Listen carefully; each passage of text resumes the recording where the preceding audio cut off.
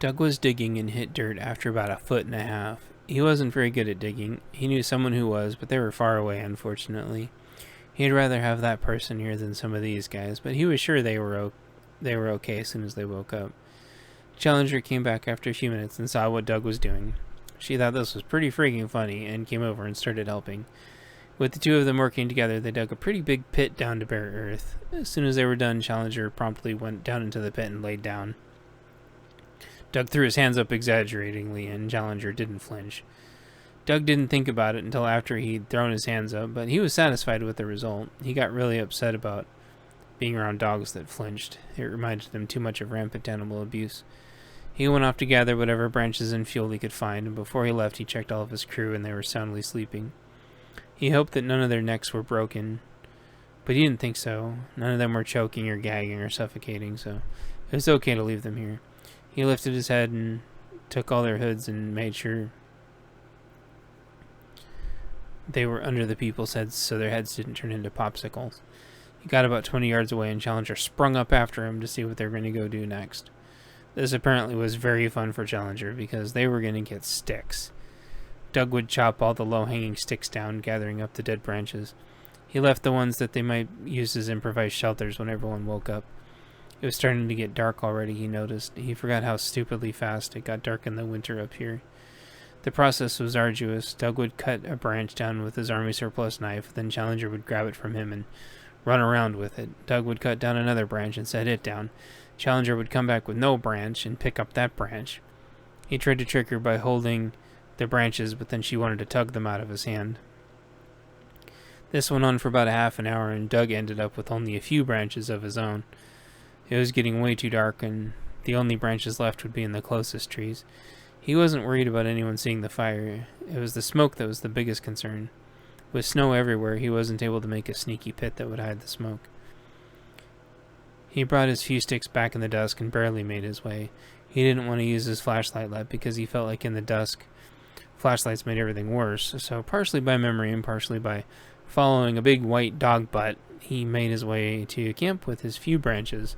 He tripped over a downed tree at one point, but it'd likely be soaked, and he'd have to completely dig it out and saw it down, and there was no way he could do that.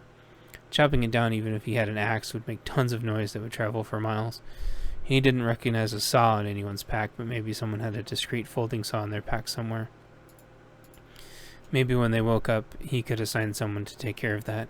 He loosely remembered where it was from the direction of the camp. It wasn't too far and only partially buried. Doug got back to camp only to find out that the sticks that Challenger had taken were strewn everywhere. She looked at him happily like she'd done a good thing, and he agreed with her and got a snack out of her pack and put it in a dish, and she gobbled it up in moments. Doug swished some snow around in it to clean it out and then flicked the moisture off and put it back in her pack. Doug then gathered up all the sticks, starting with the smallest first, and made a cylindrical space in the middle. After the smaller sticks, he put the medium-sized branches and then the biggest he was able to find. He'd get it started and then try to find more. With every branch placed in the pit, he found the first aid kit in the growing darkness, and within 20 minutes it'd be pitch black. There were 3 emergency flares, and Doug was confident he only needed one. He wasn't worried about needed them for a rescue, as nobody was coming for them as long as the other side could knock helicopters out of the air at will. He popped the cap on the flare and carefully set it in the hole he made. The magnesium burned extremely hot, and within seconds the branches were thawed and catching fire. It'd be safe to leave alone, because it wasn't like anything was going to burn down that wasn't supposed to around here. Using the light, starting from the flare and starting the fire, Doug grabbed his flashlight out and started hunting for more branches. Doug took about 20 steps away through the deep snow and turned around. He had chosen this spot well. The fire wasn't going to melt any snow directly above and cause it to flop down and put the fire out. The tree cover should capture the light, escaping from far away if anyone was looking at this specific spot from high ground. Chapter 19, Doug, Night and Cold, Nightfall, Day 1. Doug turned around and walked into the forest, flashlight in hand, looking for any sort of branches or logs he could find. He'd taken the paracord from early and used some branches to make another sled, a better one this time.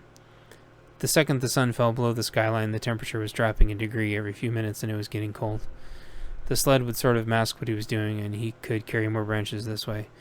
In half an hour or so, he had enough branches and some decent-sized logs to where it would keep the fire going most of the night. This method still preserved the closest branches for emergencies and shelters for the guys. Doug made his way back, and the fire had been going, but was dwindling down. He carefully put these sticks around the outside of the fire so they could warm up and not immediately drown the fire out. Eventually they would catch as well. If not, he would roll them in when the time was appropriate. The snow around the fire didn't really melt away into the fire and put it out. It was cold enough to where the snowy walls around the fire melted, refroze, melted, and refroze. Eventually it was an icy bowl at the perfect distance for the heat-to-cold ratio to balance. Mother Nature had figured it out all by herself, just like she usually does. Doug was about to head out for a third time and heard someone stirring. Challenger heard this too and trotted over and started licking the guy's face. The guy's face. Doug had to act like he didn't approve of it and tried to get her to stop. That was an act in futility, but at least he pretended to try. The guy got up with a jerk and thought his last memories were being eaten alive by a giant monster dog. He flailed hopelessly.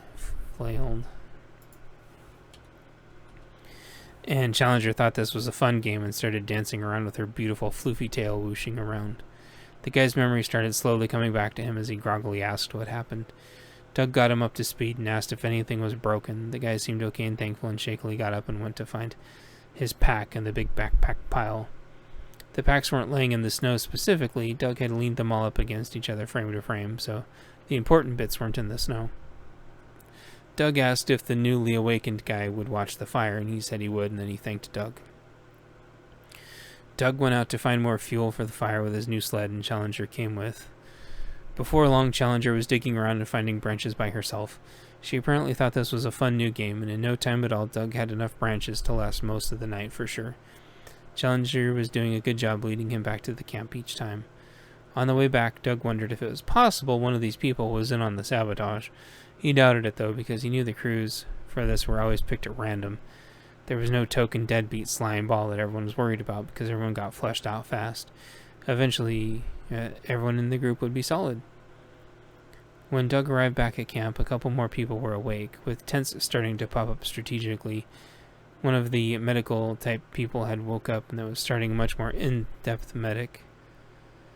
That was a much more in-depth medic than Doug was, and started checking everyone out more closely. Another was getting everyone out of their tents and getting out everyone's tents and setting them up. A third was starting food and boiling water. Doug eyeballed the fire and the amount of wood-based fuel he had. Guys, it's going to be a long night. Does anyone have a saw so I can get a log or two? One of the crew dug through their pack and got him a really high-end folding saw. Here you go, we'll make short work of even frozen timber. Doug thanked him, and him and Challenger went off to find that log. Doug thought that the camp was going nicely and almost tripped over the stupid log again. He used the shovel he had borrowed and started digging around the log so he could get down to the bottom. Challenger took the cue and started digging as well, enjoying the game they were playing. Once they were dug, Challenger looked at Doug as if to point to her mouth with it open. Doug rolled his eyes in the dark and gave her a pat on the head and got her a treat out of her pack. He set it down on a piece of fallen tree and then told her to go ahead. She gobbled it up and went back to dig herself a hole to rest in so she'd be out of the wind. Doug got to sawing and within a half an hour had sawed up 3 solid portions of log. The added bonus was that hopefully nobody'd ever trip on it again. He set the 3 pieces of log on his sled and dragged it back to camp, following the white dog butt all the way. When he got back, food had been combined, prepared, and was ready, and all the tents were up, and almost everyone was awake. The few that remained unconscious had been examined and then put in their tents and wrapped up in their bags. Someone was maintaining a cool, special water boiler they'd bought. You fed in small sticks, and in return you got full-speed boiling water. Every few minutes it spit the now purified water out through a hose into a second pot that was cooling down for people to fill up their water systems with.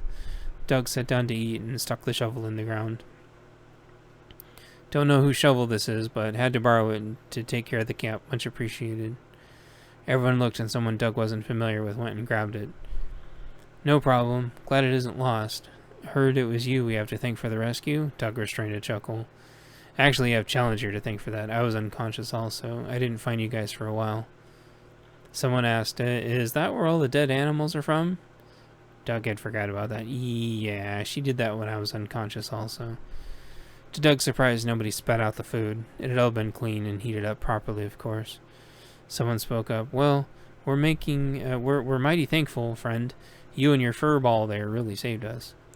Someone else spoke up in the dark from their spot between bites, very thankful, but not so sure about the mission. Not that you were expected to complete it alone, or that we aren't thankful that you chose to save us, but I wanted to voice appreciation anyway.